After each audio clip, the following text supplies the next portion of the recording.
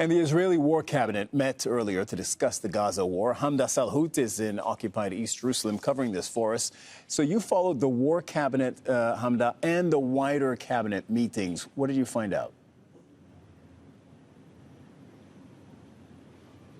So this War Cabinet meeting tonight took place on the heels of a wider cabinet discussion in which several members of Netanyahu's coalition, including his own ruling Likud party, had expressed frustration on multiple different levels, saying that they wanted to be involved in negotiations when it came to the release of the captives. They wanted to be briefed on everything that the War Cabinet was being briefed on, and that those discussions should be taking place in the wider cabinet since they are members of the coalition. Now, you have had pressure on the Israeli Prime Minister over the last week or so from members of the right-wing part of the government. We're talking about Itamar Ben-Gvir, the country's national security minister, and Bezalel Smotrich, the country's finance minister, who essentially for the last 10 days have been threatening to leave the government if Netanyahu enters a deal that they say is not in favor of Israel. And that would mean the release of thousands of Palestinian detainees from Israeli jails. So you have that pressure,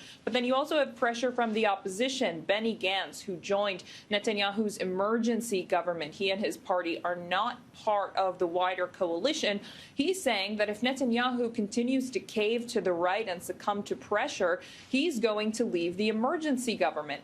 Then you have another member of the opposition, Yair Lapid, who in the last few days has said if the right wing leaves the government, he and his party are ready to step in to offer Netanyahu a safety net if it means getting a deal that would bring back the Israeli captives from Gaza. The pressure just continuing to mount on Netanyahu, also from an international standpoint from the Americans, but also remember from the families of the captives who've been saying for around 4 months now that the government has failed them. They are not with them in their plight of bringing back their loved ones, saying that not enough has been done.